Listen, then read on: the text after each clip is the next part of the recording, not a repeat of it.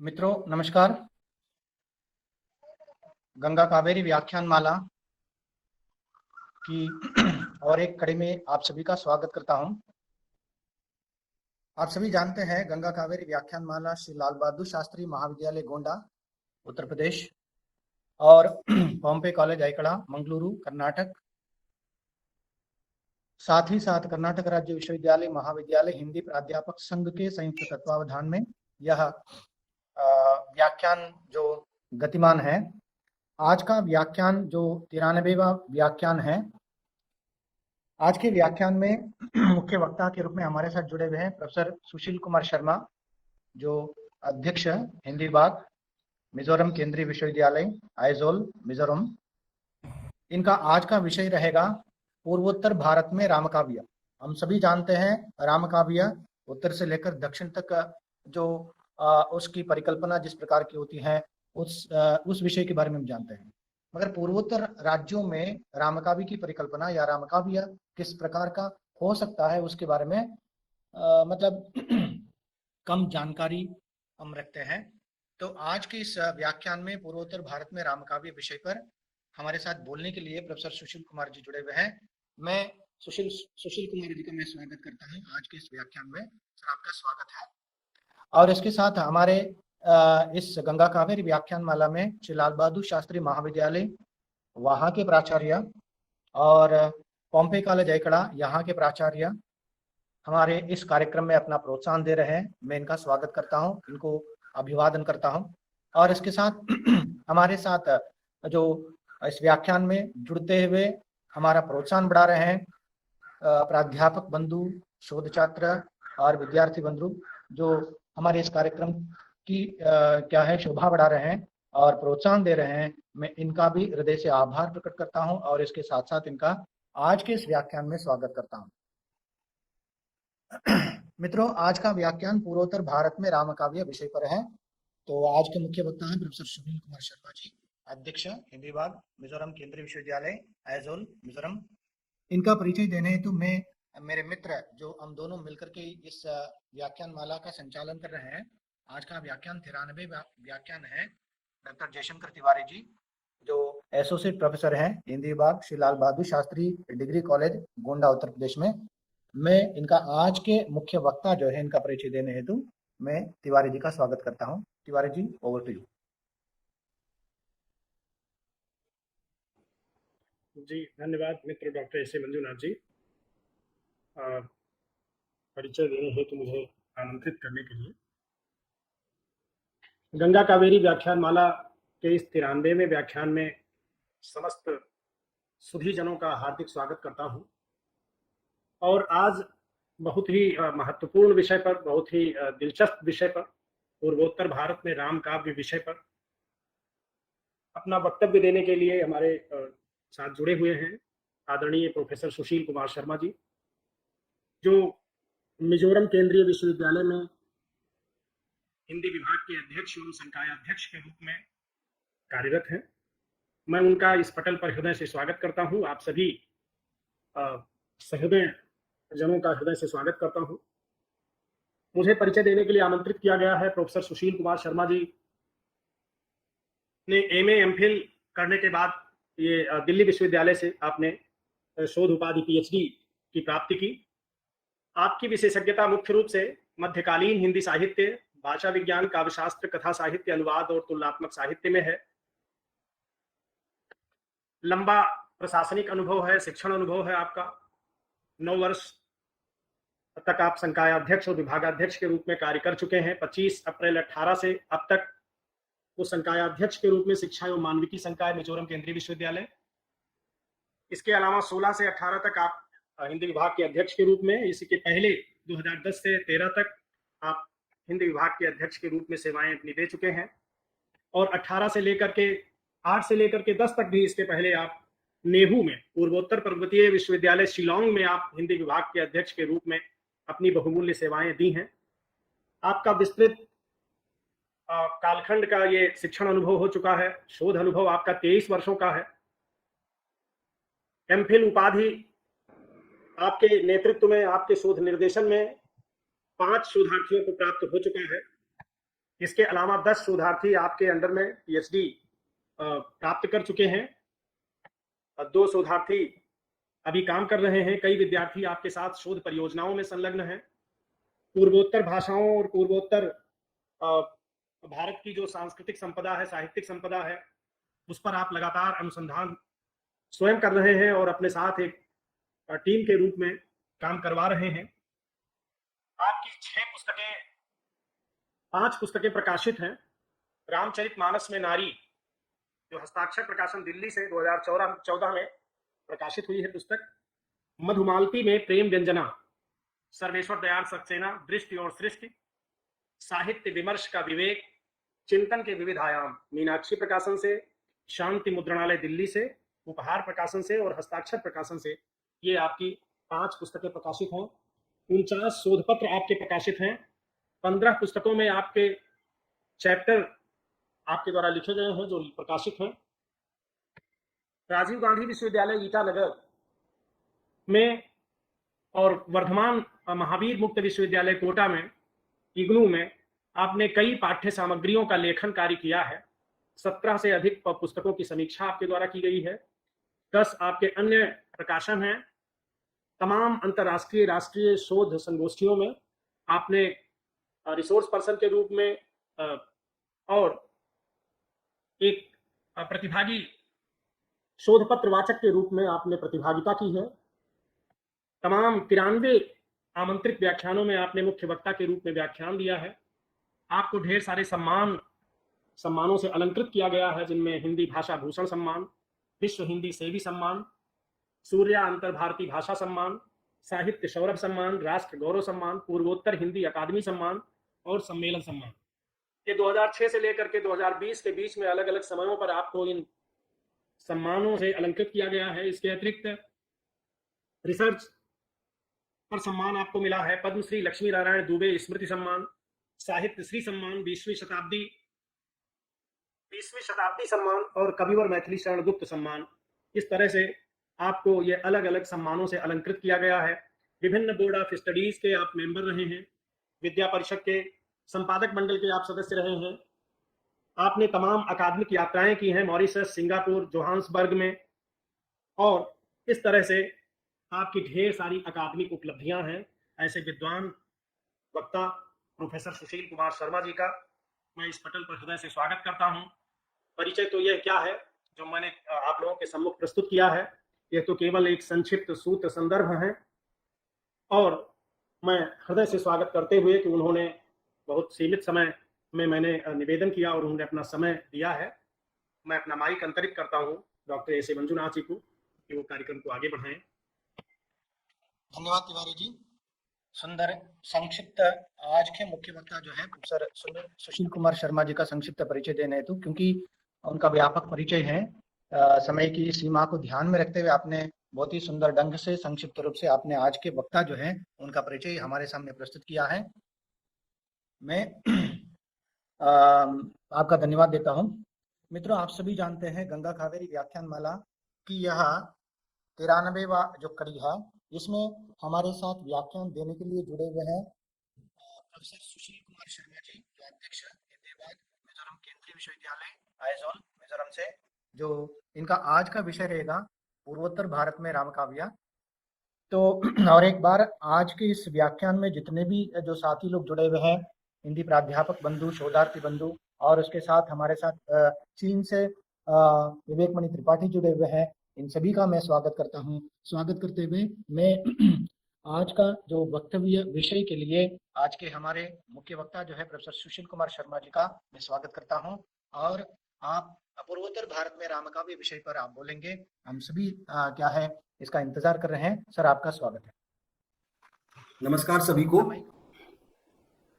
इस पटल पर जुड़े सभी विद्वज्जन, विदुषी, शिक्षक, शोधार्थी एवं युवा शक्ति के प्रतिनिधि छात्र छात्राओं,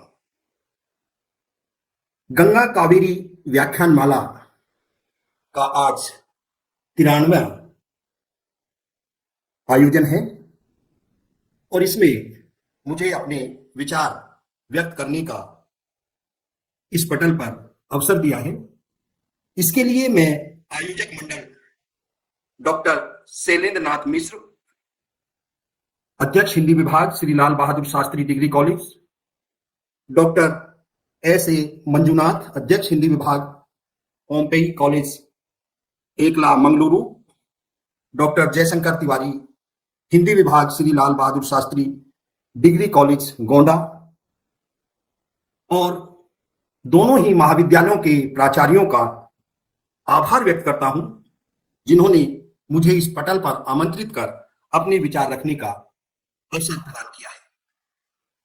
मित्रों, हम सभी जानते हैं कि आज समूचा देश आजादी का 75वां अमृत महोत्सव मना रहा है, और उसी के अंतर्गत ये व्याख्यान रखा गया है।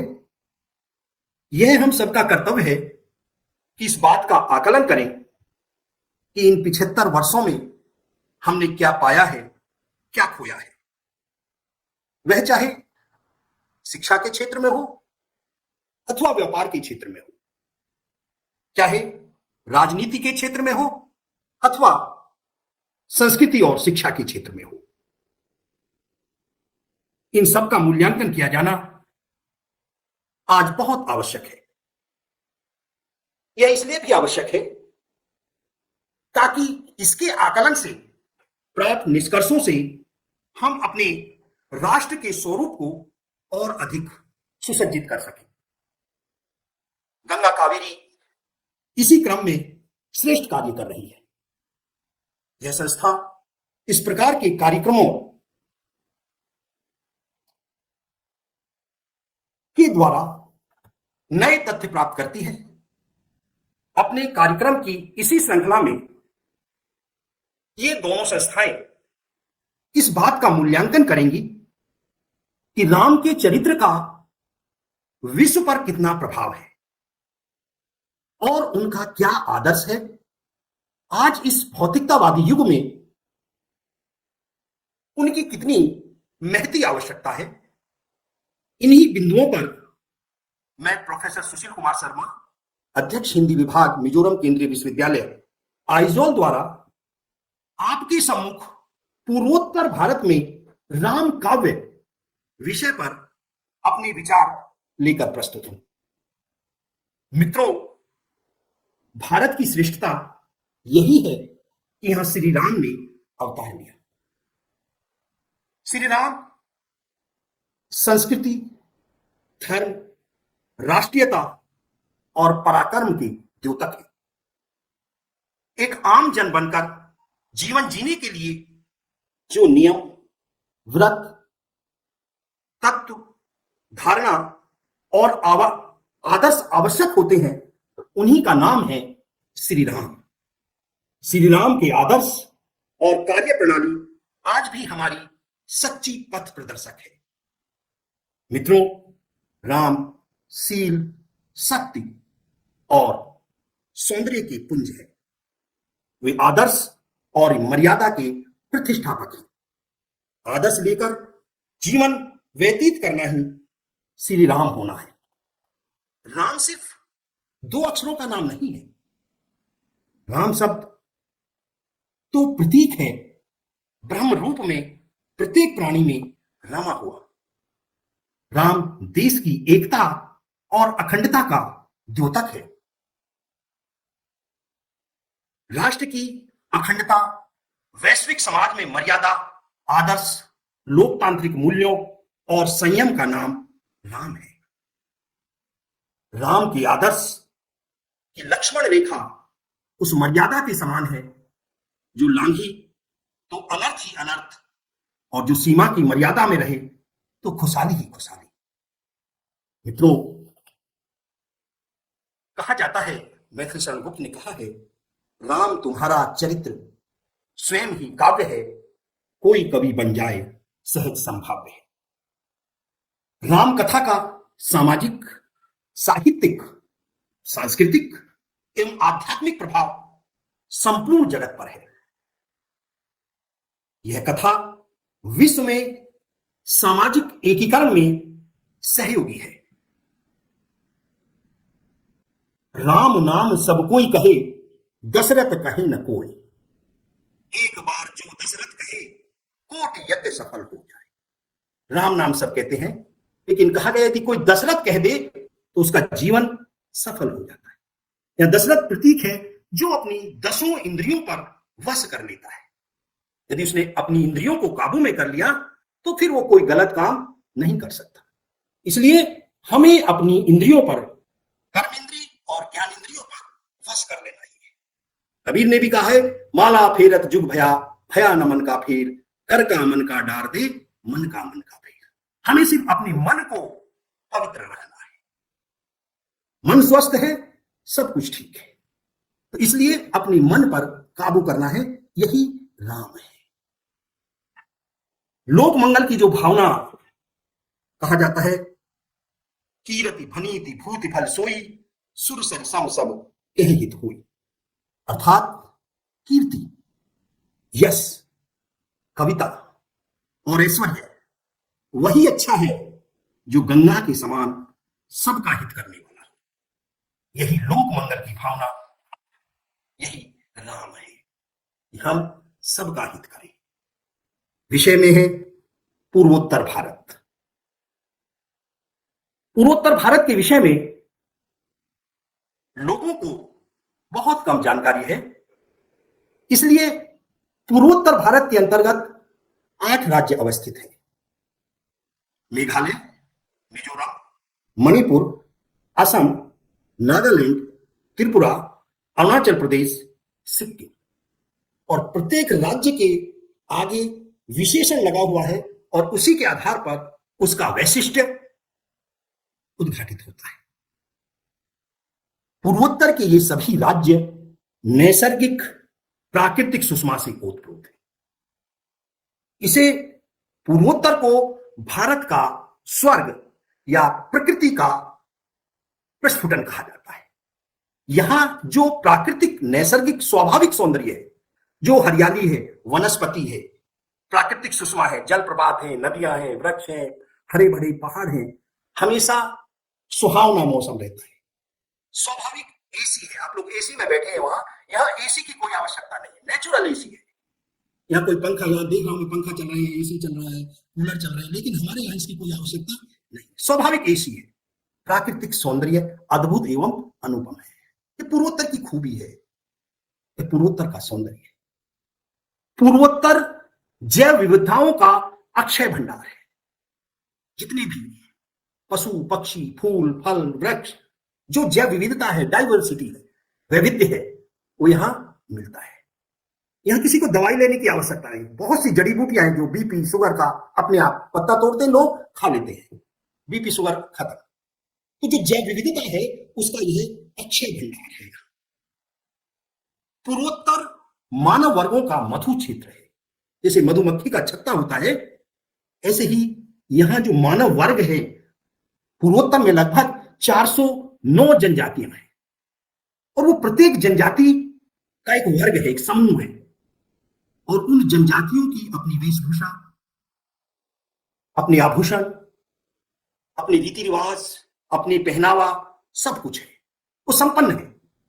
और उसी से उनकी पहचान होती है, उनकी वेशभूषा से, उनके आभूषणों से, कि ये खासी है, ये मिजो है, ये जैंतिया है, ये नागा है, ये मणिपुरी है, ये नेपाली है। सबका उसकी वेशभूषा से, उसके आभूषणों से ही ये बात पता होता है कि ये किस जनजाति का है। तो पूर्वोत्तर को मधु वर्गों का मधु छत्र कहा जाता है। पूर्वोत्तर भाषाओं की प्रयोगशाला है। पूर्वोत्तर में लगभग 209 जनजातीय भाषाएं बोली जाती हैं और ये भाषाएं और बोलियां एक दूसरे की भाषा, एक दूसरे की बोली को वो लोग नहीं समझते हैं। उनकी संपर्क भाषा हिंदी है।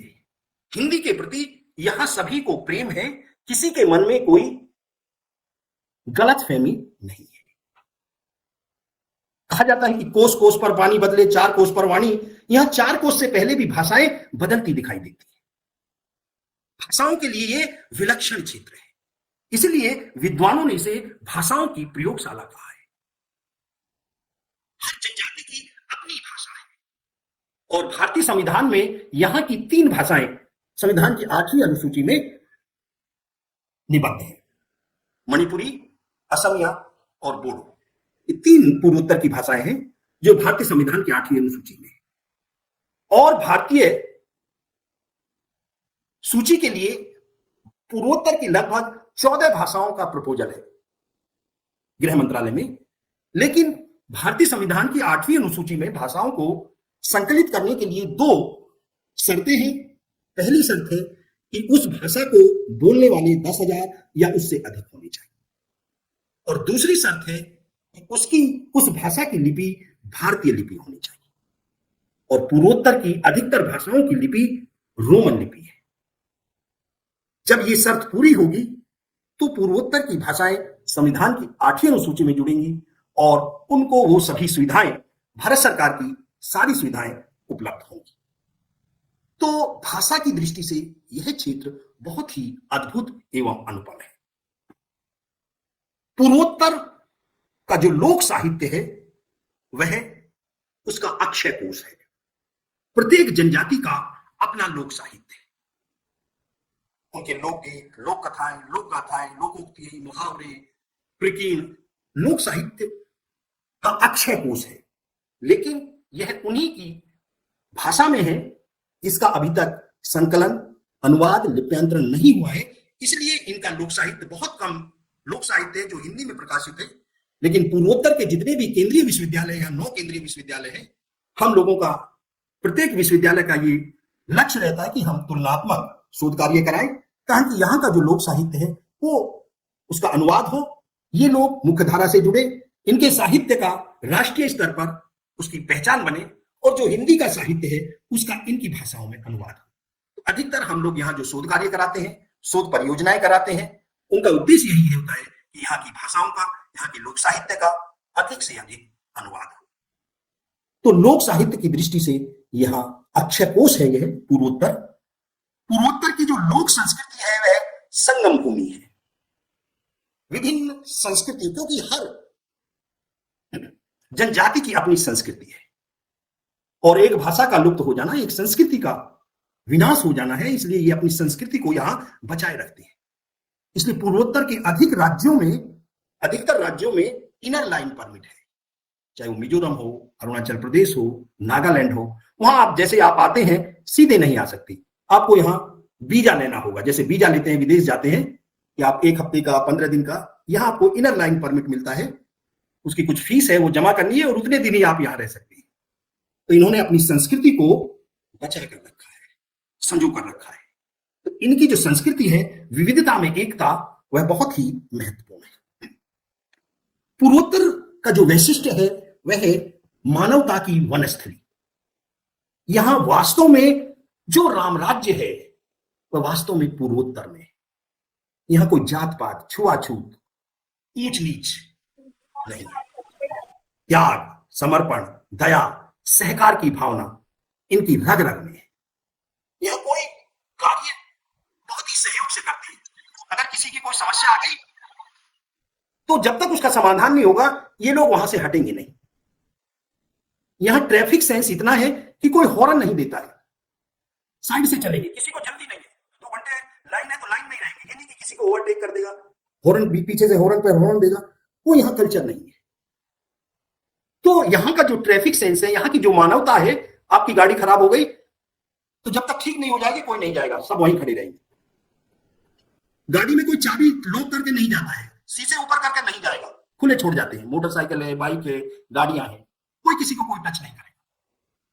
ईमानदारी इतनी है कि यहां पर सब्जी फल वाले रख देते हैं रास्ते में, कागज में पैसा लिख देते हैं, जो भी 50-40 रुपए है, लोग वो पैसा वहां रख जाते हैं और अपना सामान लेकर चले जाते हैं। शाम को आएगा, अपना पैसा लेकर चला जाएगा। इतनी ईमानदारी। तो यहां जो ईमानदारी है, तो अगर असली वास्तव में राम राज्य है तो वह पूर्वोत्तर में। यहां की सफाई, कोई कूड़ा नहीं डालेगा किसी के घर के सामने की कूड़ा डाल दिया और चल दिए। ट्रक आता है अपने घर में अंदर रखते हैं, ट्रक आता है हफ्ते में रोज डेली सुबह, हर एक व्यक्ति अपना अपना डालेगा उसमें। बाहर कोई कूड़ादान नहीं होगा कि कोई कूड़ादान बाहर बना हुआ है। तो यहाँ की जो सफाई है, यहाँ की जो मानवता है, जो इनमें त्याग है, समर्पण है, कर्मठता है, कर्मठता और ईमानदारी का तो ये अंचल ही है। सब लोग भागते नहीं है, आलस्य नहीं करते हैं, कल पर नहीं छोड़ते हैं। ये तो चारवाक वाले दर्शन पर चलते हैं। यावेद जीवम सुखम जीवित ऋणम कृत्वा घृत पीवित, ईट ड्रिंक एंड बी मेरी। कल की इन्हें चिंता नहीं है कि 10 कमा लिए तो आज 8 खर्च करेंगे, 2 बचा के रखेंगे, 12 खर्च कर देंगे। हमेशा हंसमुख रहेंगे, कोई तनाव नहीं। फेल भी हो गया, बच्चा कहेगा सर ईमानदारी से बताता हूं। फेल हो गया तो रोएगा नहीं कि मैं फेल हो गया, ये हो गया, मुझे रिवैल्यूएशन कराना है, ये कराना है। हो गया आगे मेहनत करूंगा, बढ़ूंगा। तो है, ये तो पूर्वोत्तर का वैशिष्ट है। अभी तो हमने पूर्वोत्तर की बात की, तो पूर्वोत्तर अपने आप में एक विशिष्ट है। यहां पूर्वोत्तर के साथ अब हम बात करते हैं राम काव्य की। यहाँ का जो राम कथा है, राम काव्य है, पूर्वोत्तर के प्रत्येक राज्य में राम कथा मिलती है। वहां के लोकगीतों में, लोक कथाओं में, और स्वतंत्र रूप से भी राम कथा लिखी गई, और विभिन्न भाषाओं में राम कथा का अनुवाद हुआ है। पूर्वोत्तर की भाषाओं में, जैसे मिजोरम है, मिजो भाषा है, खासी है, सभी भाषाओं में राम कथा का, गीता का अनुवाद मिलता है। और गुवाहाटी में एक प्रकाशन है, हेरिटेज प्रकाशन, वहां ये सारे सभी भाषाओं में साहित्य, अनुदित साहित्य उपलब्ध है। तो पूर्वोत्तर का जो अरुणाचल प्रदेश है, जिसको हम कहते हैं कि सबसे पहले सूर्य वहीं निकलता है, तो अरुणाचल प्रदेश में खामती रामायण मिलती है। और ये जो खामती रामायण है, उसकी भाषा खामती है, उसकी लिपि टाई है। खामती रामायण का जो वास्तविक नाम है खामती भाषा में, उसको हम कहते हैं लिक चाओ लमांग। लिक चाओ लमांग का हिंदी में अनुवाद है श्री राम काव्य। ये जो राम काव्य है, खासी जो खामती भाषा में है, ये सन 1560 में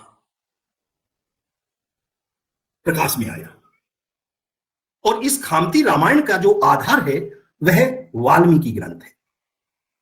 वाल्मीकि ग्रंथ के आधार पर इस रामायण में 7 कांड हैं। आदि कांड, अयोध्या कांड, अरण्य कांड, किष्किंधा कांड, सुंदर कांड, लंका कांड, उत्तर कांड।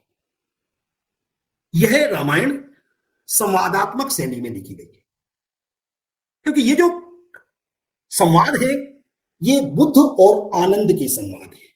तो ये जो खामती लोग हैं ये बौद्ध हैं, तो इसलिए इनमें बौद्ध का जो बुद्ध और आनंद है उनकी संवादात्मक शैली में लिखा गया है।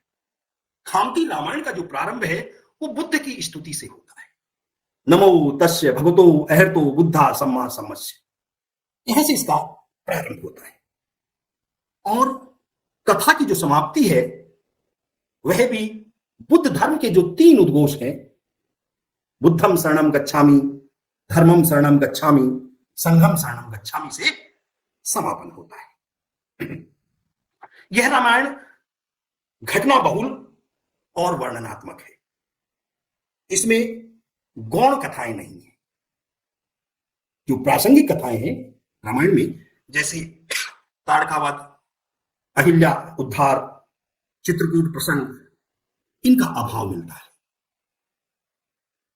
इसकी जो मौलिकता है, जो रामायण वाल्मीकि रामायण से जो भिन्नता है, उसमें जो सुमंत है उसको राम का राज्य सेवक कहा गया है, जबकि वाल्मीकि में ऐसा नहीं मिलता है।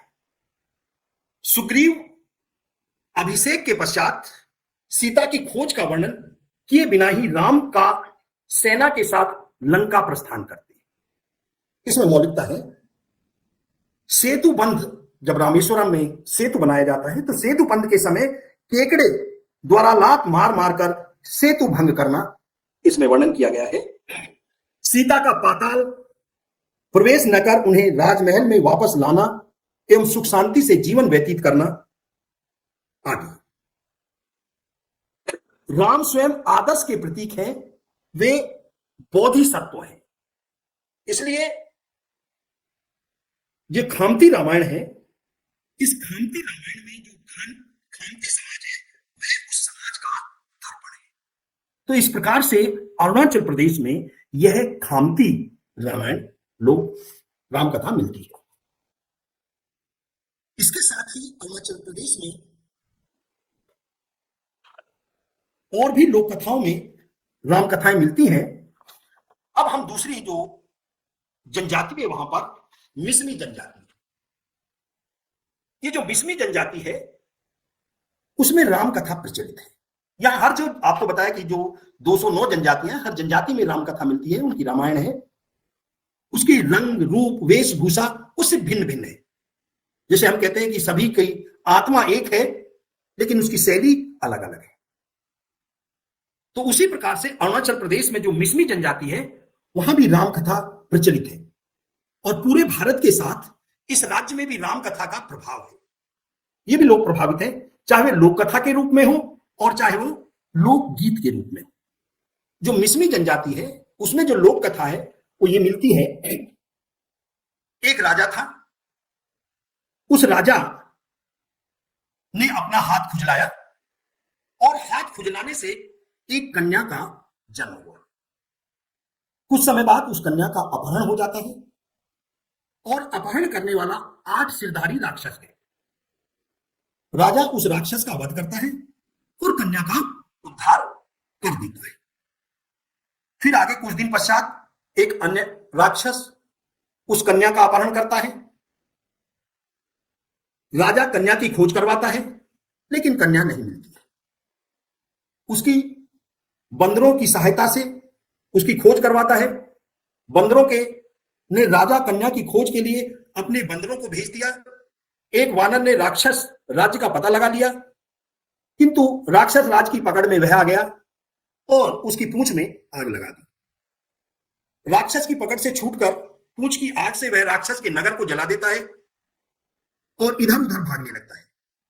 इसी का लाभ उठाकर राजा की कन्या का उद्धार हो जाता है।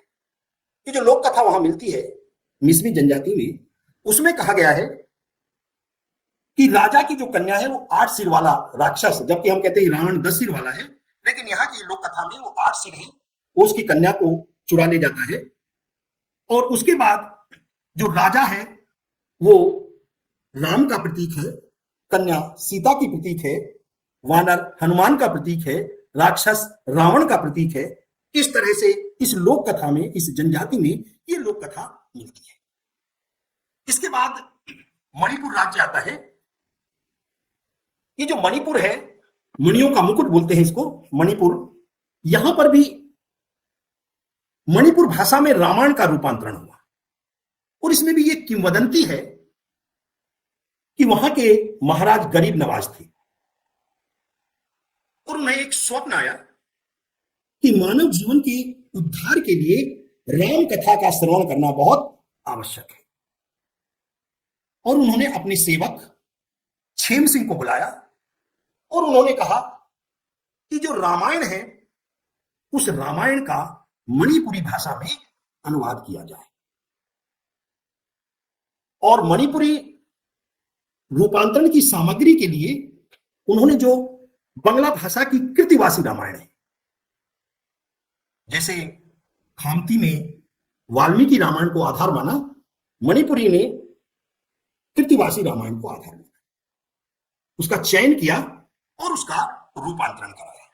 रूपांतरण कई लोगों ने किया, उसमें कुछ के जिन्होंने रूपांतरण किया है उनके नाम है प्रेमानंद, खुमन थेम्बा, मुकुंद राम, मयोइस्ना, लक्ष्मी नारायण इरोइबा, रामचरण नोंगथोम्बा, लक्ष्मी नारायण साइकुबा।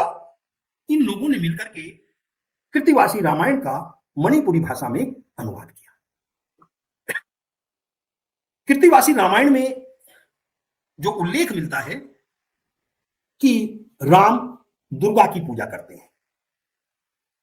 अहिरावण राम लक्ष्मण को पाताल लोक ले जाते हैं। विभीषण के पुत्र ताड़ीसेन राम से युद्ध करते हैं, ये वर्णन मिलता है, लेकिन मणिपुरी रावण में इनका उल्लेख नहीं मिलता है। मणिपुरी रामायण की एक अपना वैशिष्ट्य है और वह है उस रामायण के माध्यम से वहां के लोग उसको आदर्श मान करके उनका पालन करते हैं।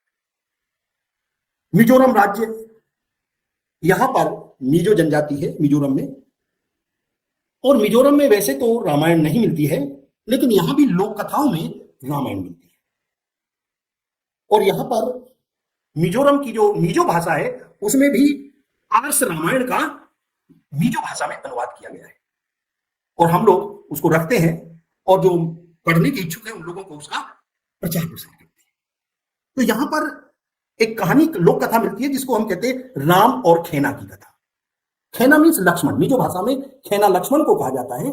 राम और लक्ष्मण की कथा मिलती है और यहाँ की जो वृद्ध महिलाएं हैं वो अपने बच्चों को, जैसे हमारे यहाँ दादा दादी नाना नानी बच्चों को लोग कथाएं रात को कहानी सुनाते हैं और जब तक कहानी न सुन ले तब तक नींद नहीं आती है। तो यहाँ की जो वृद्ध महिलाएं हैं, वृद्ध पुरुष हैं, वो भी अपने बच्चों को कि उनमें अच्छे संस्कार पड़े, वो अच्छे बने, इसलिए उनको राम और खेना की कहानी सुनाते हैं। ये जो राम है उन राम के आदर्श और लक्ष्मण के आदर्शों को उन्हें सिखाते हैं और सीता का जो पतिव्रता धर्म है उसकी वो बात करते हैं। तो इस प्रकार मिजो भाषा के जो रामायण है उसमें ये कहा जाता है, और मिजोरम में तो विशेष रूप से यहां के लोग झूठ नहीं बोलेंगे, चाहे कुछ भी हो जाए, ईमानदारी से काम करेंगे, ये इनकी पहचान है।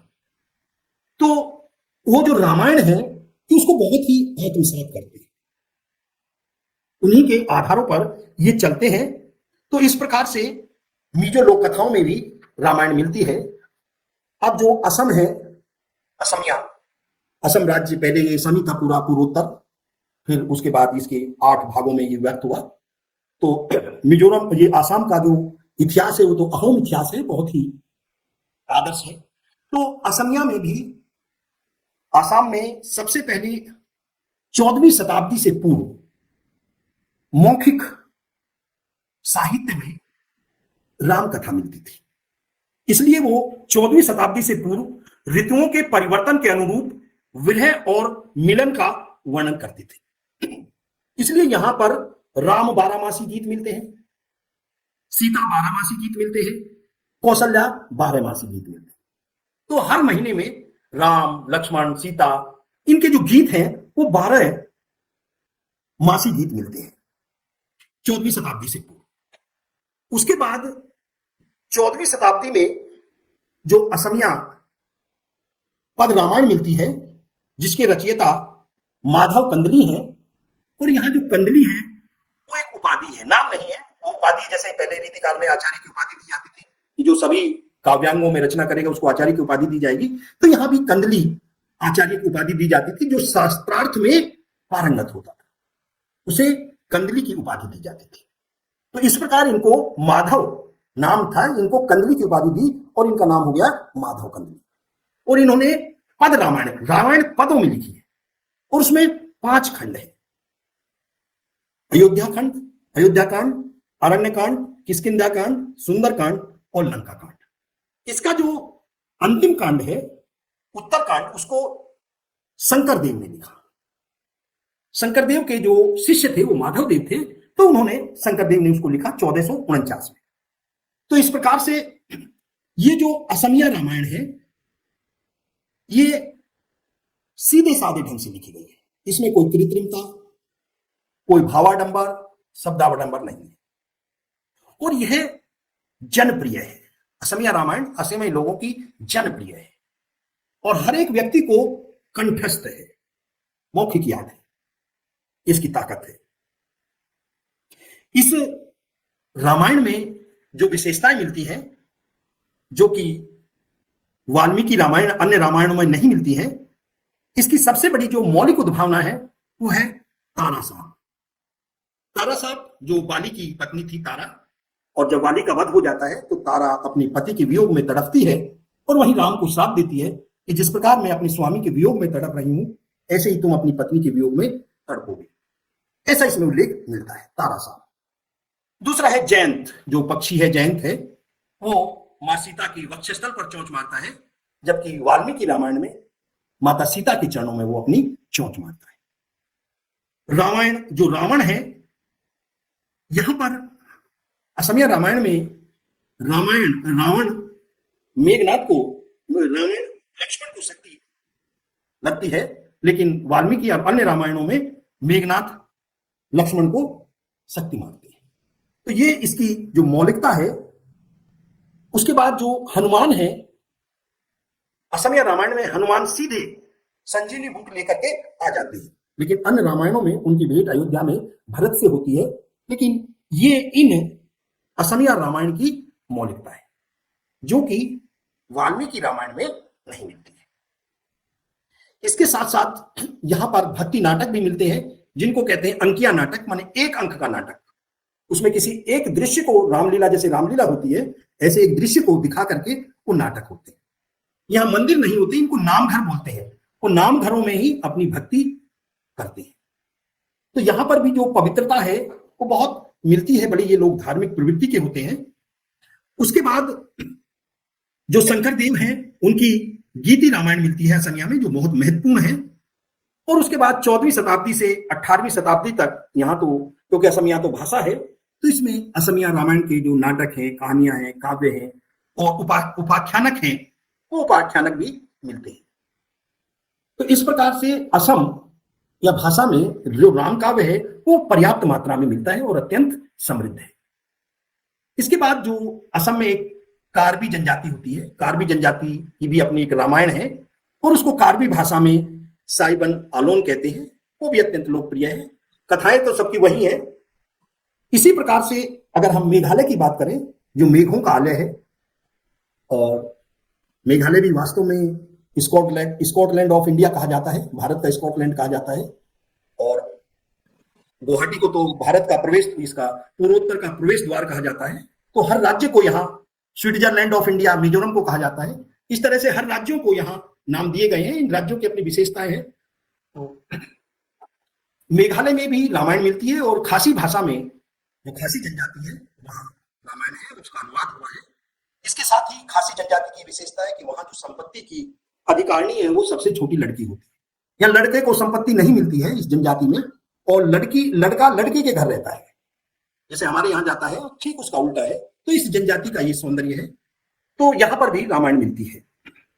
उसके बाद जो नेपाली है, यहाँ नेपाली सिक्किम में जो नेपाली समाज है, यहां पर सिक्किम में जो भानुभक्त है नेपाली के वाल्मीकि है, तो भानुभक्त ने की जो ग्रंथ है उस ग्रंथ में भी नेपाली रामायण है और उन्होंने भी जो अध्यात्म रामायण है उसको अपना प्रेरणा स्रोत बनाया है।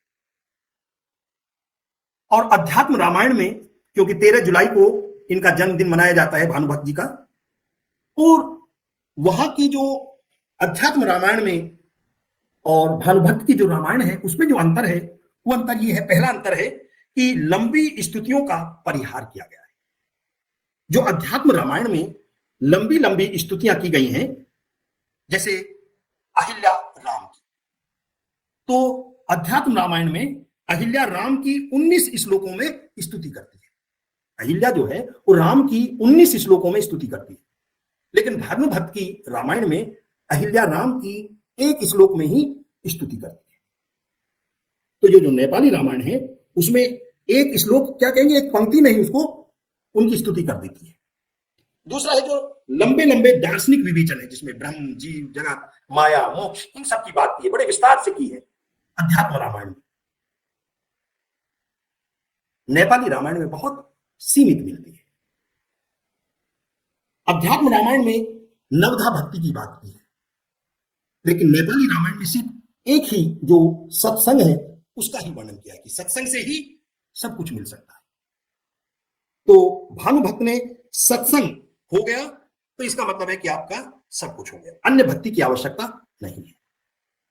उसके बाद है जो कथाओं का, अध्यात्म रामायण में कुछ कथाओं का बहुत विस्तार से वर्णन दिया है, लेकिन भानुभक्त ने उनको कम विस्तार दिया है।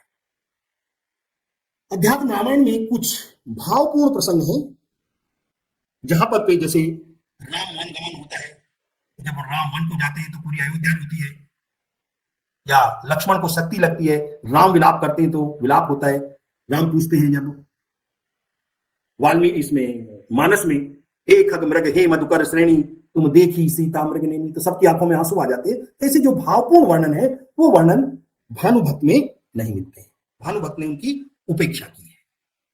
इसी प्रकार से ये हमारे जो पूर्वोत्तर है, उस पूर्वोत्तर के 8 राज्यों में जो राम कथा मिलती है इसके अतिरिक्त जो अध्यात्म रामायण में काल नेमी मिलता है, और काल नेमी हनुमान से कहता है कि आप आंख बंद करके जल पानी पी लो, लेकिन नेपाली रामायण में ऐसा नहीं मिलता है, वह काल नेमी नाम का वर्णन नहीं है। अध्यात्म रामायण में धन्यमाली अप्सरा का वर्णन मिलता है, लेकिन नेपाली रामायण में जो धन्यमाली अप्सरा है वो मुनि को श्राप देती है, लेकिन नेपाली रामायण में ब्राह्मण श्राप देता है।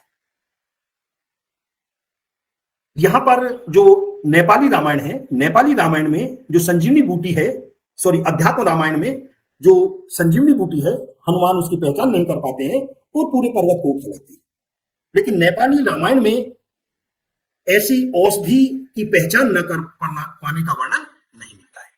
वही मिलता है कि वो औषधि को पहचान लेते हैं। इसी प्रकार से जो सुसैन वैद्य है, जो रावण का वैद्य है, लंका से बुलाया जाता है, नेपाली रामायण वह सुग्रीव के साथ ही रहता है, उन्हीं की सेना में रहता है और वह सुग्रीव की सेना का ही प्रतिनिधित्व करता है। जो द्रोणाचल पर्वत है, जहां अध्यात्म रामायण वह नेपाली रामायण द्रोणाचल पर्वत लेकर हनुमान सीधे पास आते हैं, और लेकिन नेपाली रामायण में वो सीधे चले आते हैं, जबकि वहां रुक जाते हैं। अन्य रामायणों में अयोध्या में भरत तीर मारता है और वो नीचे आ जाते हैं, आप सब जानते ही हैं। अध्यात्म रामायण में राम विलाप करते हैं, लेकिन नेपाली रामायण में किसी भी समय राम दो ही तरह विलाप करते हैं, एक तो जब सीता हरण होता है और जब लक्ष्मण को शक्ति लगती है, लेकिन यहां वो विलाप नहीं करते हैं। यहां जो कुछ सीमाएं हैं, कुछ लिमिटेशंस हैं दोनों भाषाओं में। यहां जो भानुभक्त की या नेपाली की जो रामायण है, उसमें भरत और शत्रुघ्न की जो पत्नियां हैं, उनके नाम उलट पुलट हो गए हैं। भानुभक्त में जो शत्रुघ्न की पत्नी का नाम मांडवी दिया है और भरत की पत्नी का नाम श्रुतकीर्ति कहा है, ये उलट हो गया है। दूसरा क्या है कि कथाओं में कहीं कहीं संतुलन नहीं है, ये इसकी सीमाएं हैं, लिमिटेशन है नेपाली रामायण की। जो सुंदरकांड है उसका अति विस्तार कर दिया है। तो इस प्रकार से रामायण, जो नेपाली रामायण है, उसकी ये सीमाएं हैं। इस प्रकार से पूर्वोत्तर भारत में राम काव्य, राम कथा हर जनजाति में, हर व्यक्ति में मिलती है, और यहाँ के लोग राम को ही अपना आदर्श मानकर, राम कथा के जितने भी पात्र हैं उन पात्रों को अपना आदर्श मानकर अपना जीवन निर्वाह करते हैं। तो आप लोगों ने मुझे आमंत्रित किया, इसलिए मैं आप सभी के प्रति हृदय से कृतज्ञता व्यक्त करता हूं। और विशेष रूप से यहाँ हमें दिखाई दे रहे हैं डॉक्टर जयशंकर जी तिवारी जी, डॉक्टर मंजुनाथ जी, चंद्रशेखर प्रधान जी, विपिन राम जी, और इसके अलावा डॉक्टर लखनलाल खरे, डॉक्टर शिव कुमार शर्मा और बहुत से आत्मीय जन हैं। 41 लोग जुड़े हुए हैं। मैं सभी के प्रति पूर्वोत्तर की ओर से आप सभी के प्रति आभार व्यक्त करता हूं। बहुत बहुत धन्यवाद। आपको किसी को कुछ पूछना हो, कोई जानकारी लेनी हो, ये मंच खुला है, आप पूछ सकते हैं। बहुत बहुत धन्यवाद सर, आपने एक अत्यंत रोचक विषय को हमारे सामने प्रस्तुत किया है, क्योंकि हमें साधारणतः बाकी जो जगहों में रामायण जो है उसकी जानकारी हमें लगती है, रहती है, मगर पूर्वोत्तर में किस प्रकार का जो रामकाव्य होता है, वहाँ किस तरह का प्रचलन है, उसके बारे में आम तौर पर ज्यादा जानकारी नहीं होती है। मगर आपने समीक्षा जिसकी नेपाली रामायण किस प्रकार, वहां पर किस प्रकार का जो विषय हम देखते हैं, और आसामी रामायण में, मिजोरम में, इस तरह के अलग अलग उसका जो विश्लेषण करते हुए आपने, अलग अलग जो रामायण जो है उसका विश्लेषण करते हुए आपने हमारे सामने एक परिपूर्ण तथ्य, जो पूर्वोत्तर राज्यों में किस प्रकार का रामायण का प्रचलन है, उसका तथ्य आपने हमारे सामने प्रस्तुत किया है। मैं आपको धन्यवाद देता हूँ, बहुत बहुत धन्यवाद सर आपका। और इसके साथ हमारे साथ जितने भी साथी जुड़े हुए हैं, उनसे निवेदन है, आज का जो विषय है पूर्वोत्तर भारत में रामकाव्य, इस विषय के संबंध में आपको कुछ जानकारी, अधिक जानकारी चाहिए, या आपकी कोई जिज्ञासा हो, या आपका कोई प्रश्न हो, इसके लिए आपका स्वागत है। आप अपना माइक ऑन करके अपना प्रश्न पूछ सकते हैं। नमस्कार सर। नमस्कार, बोलिए सर, बोलिए। सर मैं ये जानना चाहता हूँ कि जो डिमासा जनजाति है, क्या उसमें भी कोई रामकथा, उनकी भाषा में भी कोई रामकथा प्रचलित है?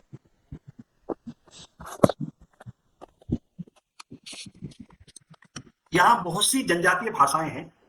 तो राम कथा जैसे दिमासा 209 जनजातीय भाषाएं, वहां के किसी के लोकगीतों में, किसी की लोक कथाओं में ये मिलती है। और दिमासा में भी ये लोक कथा मिलती है, राम की लोक कथा मिलती है। राम के लोकगीतों के जो संस्कार गीत हैं, विवाह गीत हैं वहां के, उनमें लोक कथा, ये राम कथा मिलती है। सर धन्यवाद। और कोई मित्र अपना विचार या जिज्ञासा, कोई प्रश्न हो, आप पूछ सकते हैं। और इसके साथ मेरी भी एक जिज्ञासा है। जैसे कि हम मिजोरम के बारे में देखते हैं या मणिपुर के बारे में, मणिपुर में जिस तरह का रामायण जो उसका प्रचलन है, असम और अलग अलग राज्यों में, इसमें नागालैंड के बारे में कोई रामायण की वहां पर किस तरह का प्रचलन है, उसके बारे में कोई जानकारी हो तो सर। हाँ, नागालैंड के में भी लोग, वैसे तो स्वतंत्र रूप से रामायण नहीं मिलती है। अधिकतर यहाँ की जो भाषाएं हैं, जो जनजातीय भाषाएं, स्वतंत्र रूप से राम कथा नहीं है। जैसे हमारे यहाँ वाल्मीकि की रामकांड, रामचरित रामायण है या मानस है हमारा तुलसीदास का, ऐसे यहाँ नहीं मिलती है। कुछ भाषाओं में है, लेकिन कुछ जो जनजातीय भाषाएं हैं उनके लोकगीतों में, लोक कथाओं में राम जन जन में यहाँ प्रचलित है, मिलती। नागालैंड में भी बहुत सी लोक कथाएं, लोकगीत हैं जिनमें मिलती है। और हम लोगों की भी ये सीमाएं हैं कि हम लोग वहां की भाषाओं को नहीं जानते हैं और उन लोगों को प्रोत्साहित भी नहीं करते कि आप अपनी भाषा में इसका करें, हम लोग अनुवाद करें इसको। तो वहां भी हम लोग अगर खोज करेंगे तो बहुत मिलेगा। इससे पहले एक राम काव्य पर बहुत काम हो रहे हैं, अयोध्या सूत्र संस्थान कर रहा है। एक मुंबई में वो क्या राम संस्था कोई सोसाइटी थी, उन्होंने भी पूरे पूर्वोत्तर में और पूरे भारत के कि हम 27 खंडों में राम कथा निकालेंगे, लोकगीतों में राम काव्य, लोक गाथाओं में। और फिर उन्होंने ये भी कहा कि आप अपने अपने राज्यों का सर्वे करो, वहां कितने राम मंदिर हैं और राम से संबंधित कितने अन्य मंदिर हैं, या वहां राम का कोई प्रतीक चिन्ह मिलता है, किसी भी चीज की राम से संबंधित यदि कोई जानकारी मिलती है। तो मुंबई की एक संस्था थी या साहित्यिक संस्था कुछ थी, मुंबई साहित्यिक शोध संस्था मुंबई की, तो उसने भी ये प्रयास किया कि वो पूर्वोत्तर क्या पूरे विश्व, भारत और विश्व के भी देशों से राम के भी कुछ जो भी प्रतीक मिलते हैं, चाहे वो लोकगीत है, लोक कहानी, लोक कथा है, या राम मंदिर है या लक्ष्मण मंदिर है या कोई प्रतीक है उनका प्रयास किया। तो पूर्वोत्तर के जन जन में राम बसे हुए हैं और यहाँ की जनजातियों में, उनके लोकगीतों में, लोक कथाओं में राम काव्य मिलता है और स्वतंत्र रूप से सीमित है। जी धन्यवाद सर, धन्यवाद। और कोई मित्र अपना विचार रखना चाहते हैं? आज का जो व्याख्यान का विषय है पूर्वोत्तर भारत में राम काव्य, इस विषय के संबंधित कोई भी जानकारी आप चाहते हैं या कोई भी जिज्ञासा आपकी हो या कोई प्रश्न हो, आपका स्वागत है। आप अपना माइक ऑन करके आप पूछ सकते हैं।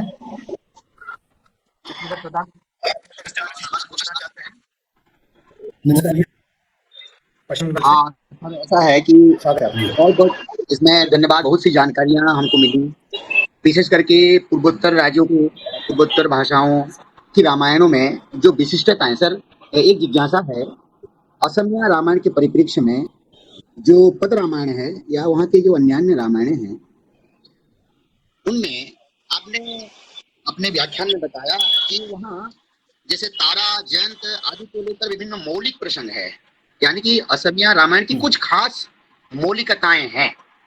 मैं जानना चाहता हूँ इन मौलिकताओं का के पीछे कौन से कारण हैं जो अन्य रामायणों से, विशेष करके कृतिवासी रामायण का प्रसंग जो है इससे भिन्न है। और दूसरी एक भाषा है वहाँ की बोडो, तो बोडो जनजाति की कोई रामायण है क्या सर? इसकी जानकारी दे तो देखिए ऐसा है कि कुछ मेरी भी सीमाएं हैं। रामायण तो जरूर होगी। बोडो तो आजकल देवनागरी लिपि है बोडो की, और बोडो में भी वहां भी कई जनजातियां हैं, राभा जनजाति है और भी कई जनजातियां हैं, सब में मिलती है तो अवश्य होगी, जहां तक मुझे उम्मीद है। लेकिन मैं श्योर नहीं हूं कि है या नहीं है, क्योंकि मेरी भी कुछ सीमाएं हैं, क्योंकि इतना गहन अध्ययन तो मैंने भी नहीं किया कि हर एक उस पर ही नहीं। मेरी भी जो जानकारी है वो सेकेंडरी जानकारी है। ये ईमानदारी से हम भी बात कर रहे हैं कि बिल्कुल होगी, और हम प्रयास करेंगे कि बोडो भी, जैसे मेरे पास बोडो का है, बोडो भाषा का इतिहास और बोडो भाषा की जो व्याकरण है या पूर्वोत्तर भारत की भाषाओं का जो व्याकरण है, जो उन्हीं की भाषाओं में मैं भी ये प्रयास कर रहा हूँ हिंदी में अनुवाद होकर के, क्योंकि इनका काम इन लोगों को बहुत जरूरी है, हिंदी भाषा का सीखना। सर आपने अपने व्याख्यान में ये कहा था कि मिजोरम की जो मिजो जनजाति है वो लोग झूठ नहीं बोलते, तो मैं आपको प्रमाण पा रहा हूँ कि सर आपने कह दिया कि मेरी भी सीमाएं हैं। जी सर, मैं बहुत बहुत बहुत आभार व्यक्त करता हूँ। सर ऐसा है कि मणिपुरी रामायण के प्रसंग में आपने जो बात कही है और कृतिवासीय रामायण, देखिए हम बंगाल के हैं सर, कृतिवासीय जो है ना उसका गान करते रहते हैं, तो कृतिवासीय रामायण का अनुवाद मणिपुरी रामायण है या उसमें कुछ स्वतंत्रता है? क्योंकि भाषा की दृष्टि से या लिपि की दृष्टि से असमी क्या बोलते हैं, असमिया, मणिपुरी और बंगला तीनों की लिपियां जो है काफी मिलती जुलती है, एक समान है। तो इस संबंध में आपकी जानकारी, आपका सुझाव होना चाहिए सर। देखिए ये क्या है कि 15वीं शताब्दी में गरीब नवाज जी ने ये अनुवाद कराया था, उसके बाद भी अनुवाद हुए होंगे, और हम लोगों के पास भी जो जानकारी है वो सेकेंडरी जानकारी है, तो उसमें अनुवाद है और उसमें अंतर भी है। जो कृतिवास रामायण में मैंने उसमें उल्लेख किया कि ये उसमें कृतिवास रामायण में मिलती है लेकिन यहाँ नहीं मिलता है ये उल्लेख, तो उनकी भी कुछ सीमाएं होंगी अनुवादकों की, और उनसे, और ये जो जब अनुवाद करते हैं तो उस क्षेत्र विशेष को भी ध्यान रखते हैं। अभी जैसे मैंने वो प्रसंग है वो छोड़ दिया, अब यहाँ बताते हैं कि जो मिजो रामायण में बताते हैं कि जब वनवास के समय राम आए इधर, तो उस समय यहाँ राम मछली पकड़ते थे, नहीं, और वो मछली पकड़ के फिर वो मछली बनाते थे सीता उनको। तब ये क्या है कि जो क्षेत्रीयता है, कुछ क्षेत्रीयता के आधार पर वो कुछ उसमें जोड़ देते हैं, कुछ छोड़ देते हैं। तो वहां की जो वेशभूषा है, वहां का जो खान पान है, उन लोगों के अनुसार वो अपना उसमें कुछ जोड़ देते हैं, कुछ छोड़ देते हैं। तो इसी तरह से उसमें कुछ उन्होंने छोड़ा जरूर है। जी जी, धन्यवाद, धन्यवाद सर, धन्यवाद प्रधान जी। और कोई मित्र अपना विचार रखना चाहते हैं? पूछना चाह रहे हैं प्रोफेसर लखनलाल खरे। हाँ खरे सर, बोलिए सर, आपका आप कुछ विस्तार डाल दो। नहीं, मैं कुछ नहीं पूछना चाह रहा हूँ। मैं तो ये कहना चाह रहा हूँ कि डॉक्टर सुशील शर्मा का आज का जो वक्तव्य है बहुत ही ज्ञानवर्धक और बहुत ही अच्छा वक्तव्य है। इसके लिए आपकी संस्था और डॉक्टर सुशील शर्मा बहुत बहुत बधाई के पात्र हैं। धन्यवाद। और नमस्ते गुरु जी जय सिंह बोलना पुणे से। मेरा ये सवाल है कि साहित्य की दृष्टि से माइक ऑन करिए। खरे सर माइक ऑन कर लीजिए। आवाज आ रही सर? जी सर बोलिए। हेलो, बोलिए, आवाज आ रही है, बोलिए। गुरु जी मेरा सवाल ये है कि साहित्य की दृष्टि से सबसे अच्छा साहित्य रामायण के लिए कौन सा है? हाँ जी, साहित्यिक दृष्टि से। हाँ, साहित्यिक दृष्टि से क्या रामायण का साहित्य कौन सा सबसे ज्यादा उपयोगी है? साहित्यिक, वो कह रहे हैं कि साहित्यिक दृष्टि से सबसे अच्छा कौन सा रामायण है, उनका सवाल है। देखिए अच्छा तो कुछ नहीं होता है साहित्य में, और ये तो समाज ही यहाँ का समाज क्या है, ये तो यहाँ की भाषाओं को, हिंदी भाषा को या राम को या कृष्ण को, इनका अनुपालन करने की सबसे बड़ी विशेषता है। तो यहाँ का जो साहित्य है वही साहित्य दृष्टि है, इसमें कोई छोटा बड़ा ही नहीं है। धन्यवाद सर। और कोई मित्र अपना विचार रखना चाहते हैं या अपनी जिज्ञासा या अपना सवाल जो कुछ भी पूछना चाहते हैं, माइक ऑन करके पूछ सकते हैं। अगर कोई सवाल या जिज्ञासा नहीं हो तो हम आगे बढ़ते हैं।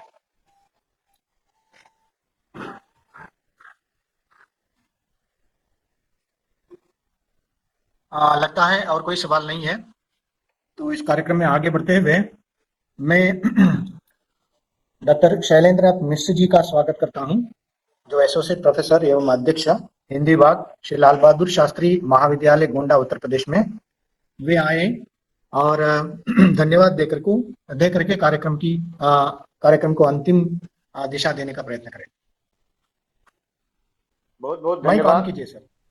डॉक्टर मंजुनाथ जी का आज के गंगा कावेरी व्याख्यानमाला के 93वें व्याख्यान के अवसर पर मुझे धन्यवाद ज्ञापन का जो अवसर दिया गया, उसके लिए मैं आयोजकों के ऊपर धन्यवाद ज्ञापित करते हुए आज के व्याख्यानमाला में उपस्थित पूर्वोत्तर भारत में रामकाव्य जैसे बहुत ही विस्तारित विषय को लेकर के बड़े संक्षिप्त 1 घंटे के समय में आपने बड़ी जल्दी यात्रा कराई है सारे उपस्थित आभासी मंच के विद्वानों, शोधार्थियों और जो है अनुजों को। ऐसी स्थिति में आपने जो आज का व्याख्यान दिया, रामकाव्य की वैश्विक उपस्थिति सहज और स्वाभाविक रूप से देखी समझी जा रही है, और भारत के अंदर तो राम की उपस्थिति जगह जगह अलग अलग क्षेत्रों में भी मिलती है, लेकिन पूर्वोत्तर के जिन 8 राज्यों में आपने 209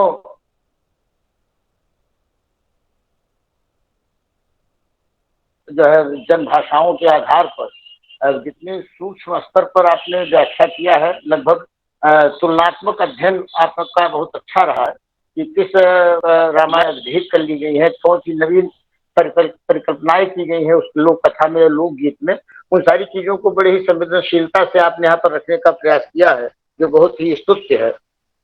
इसमें जो सबसे बड़ी बात यह है कि आपके व्याख्यान का जो पूर्वार्ध है वही उसकी फलश्रुति, क्योंकि जो चीजें सूचनात्मक है कि किस जाति में कौन से लोकगीत हैं, कौन सी लोक कथाएं हैं, या यद्य की किन विधाओं में आपने नाटक का भी जिक्र किया है, इस आधार पर तो बहुत सारी चीजें मिलेंगी और परिवर्तित रूपों में मिलेंगी। लेकिन सबसे बड़ी बात जो आपने कही है पूरे पूर्वोत्तर राज्य को लेकर के, कि असली राम राज्य वहां पर है, जो जात पात नहीं है, ऊंच नीच नहीं है, सहकार की भावना है, मानवता है, ईमानदारी है, पर्यावरण की जो स्वच्छता है, जो प्रकृति पर संरक्षण की भावना है, जो त्याग है, जो समर्पण है, जो कर्मठता है, जो तनाव रहित मुक्त जीवन है, जो ईमानदारी है, ये सारी चीजें जो राम राज्य के लक्षण है, वह राम राज्य के गुणधर्म वहां पर प्रकृत रूप में प्राकृतिक परिवेश में उपस्थित है।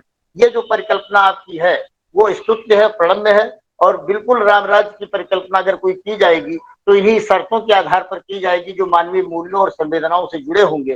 बाकी कथाओं में तो अंतर पड़ता रहेगा, कथाओं में तो अलग अलग परिकल्पनाएं आती रहेंगी, कहीं 10 सिर का रावण रहेगा तो कहीं 8 का रहेगा। लेकिन तब भी आपने अरुणाचल में खांती रामायण की जिक्र किया, जो 1560 के आसपास लिखा गया वाल्मीकि रामायण के आधार पर, और जिसमें संवादात्मक शैली का आपने बताया कि अरुणाचल में उस रामायण में संवादात्मक शैली का प्रयोग किया गया है। फिर उसमें जो सबसे बड़ी बात आपने बताई है कि मंगलाचरण नमो बुद्धाय से शुरू हुआ है और समापन उसका जो 3 मुख्य धर्मं शरणं गच्छामि, बुद्धं शरणं गच्छामि, इनसे हो रहा है। मणिपुर में आपने महाराज गरीब नवाज के आधार पर मणिपुरी में जो अनुवाद हुआ है कृतवास रामायण का, उसका बढ़िया जिक्र किया और तुलनात्मक मूल्यांकन किया। मिजोरम की लोक कथाओं में मिजो भाषा में राम और सैनी की कथा को, राम और लक्ष्मण की कथा को लेकर के आपने चर्चा की, और इस तरीके से 12 मासी जो गीत आपके उसमें राम और सीता को लेकर के, कौशल्या को लेकर के लिखे गए, उनकी चर्चा की। असमिया के कंदली रामायण जो आचार्य परंपरा से जोड़ करके आपने देखा, जो शास्त्रार्थ में पारंगत होते थे, पद शैली में माधव कंदली जो 5 कांड में है, उसी में अंकिया नाटक जो 1 अंक के नाटक है उनकी आपने चर्चा की है। तो अलग अलग विधाओं में अलग अलग तरीके से अलग अलग जो है जन भाषाओं में कैसे राम की परिकल्पना की गई है, बड़े अच्छे। कार्बी जनजाति और कार्बी भाषा के अंतर्गत आपने बताया। असमिया में आपने शंकर देव का जिक्र किया, मेघालय में आपने नेपाली रामायण, सिक्किम में भान भट्ट अध्यात्म रामायण के आधार पर जो लिखा गया। तो इस तरीके से एक लंबी परंपरा जो वहां पर रही है अलग अलग भाषाओं में, 209 जन भाषाएं हैं, 409 जनजातियां हैं। इस आधार पर एक बड़ा विस्तार है और समय का विस्तार तो खैर अतुल्य है। तो ऐसे में बहुत कम समय में आदरणीय डॉक्टर प्रोफेसर सुशील कुमार शर्मा जी ने अपने अनुभवों के बल पर बड़े संक्षिप्त में और राम काव्य की पूरी पहचान के साथ, पूरी समग्रता के साथ, उसके फलश्रुति के साथ, केवल सूचनाएं ही नहीं बल्कि उस पूरे परिवेश में रामत्व कहाँ कहाँ व्याप्त है उसकी जो परिकल्पना की है, उसके लिए मैं भूर भूर प्रशंसा करता हूँ। और गंगा कावेरी व्याख्यानमाला के आयोजकों के प्रति भी धन्यवाद ज्ञापित करूंगा कि उन्होंने एक विशिष्ट विषय पर एक विशिष्ट अनुभवी व्यक्ति को, अनुभवी विशेषज्ञ को सुनने का मुझे अवसर दिया इस आभासी मंच के द्वारा। इसके लिए मैं आयोजकों की ओर से और शोधार्थियों की ओर से, जो हमारे प्रोफेसर, जो हमारे प्रबुद्धजन जो है इस मंच पर उपस्थित है, उन सब की ओर से मैं आदरणीय प्रोफेसर सुशील कुमार शर्मा जी का के प्रति धन्यवाद ज्ञापित करता हूँ, अपनी कृतज्ञता महसूस करता हूँ। बहुत बहुत धन्यवाद सर, बहुत बहुत धन्यवाद सर। धन्यवाद देने तो आपको भी बहुत बहुत धन्यवाद, आपका सहयोग रहेगा, हम इस तरह की आशा करते हैं। इसके साथ ही आज के इस कार्यक्रम में जितने भी जो शोधार्थी मित्र और अध्यापक बंधु और हमारा प्रोत्साहन बढ़ा रहे हैं, हिंदी प्रेमी, इन सभी का मैं हृदय से आभार करता हूँ, आभार प्रकट करता हूँ। और इसके साथ साथ हमारे कार्यक्रम के इस आयोजन में हमारा प्रोत्साहन बढ़ा रहे हैं श्री लाल बहादुर शास्त्री महाविद्यालय गोंडा, वहाँ के प्राचार्य, और पॉम्पे कॉलेज एकड़ा, यहाँ के प्राचार्य, इन सभी का मैं हृदय से आभार प्रकट करता हूँ। और इसके साथ हमारे जो मित्र जयशंकर तिवारी जी हमारे साथ जुड़े हुए हैं, जो इनका सहयोग हमेशा रहता है, मैं इनको भी धन्यवाद देता हूँ। और इसके साथ जितने भी विद्वज्जन हमारे साथ जुड़े हुए हैं, सभी का धन्यवाद देते हुए आगे भी आपका सहयोग इस प्रकार रहेगा, यह आशा करते हुए मैं आज के इस कार्यक्रम की समाप्ति की घोषणा करता हूं। सभी को नमस्कार, बहुत बहुत धन्यवाद।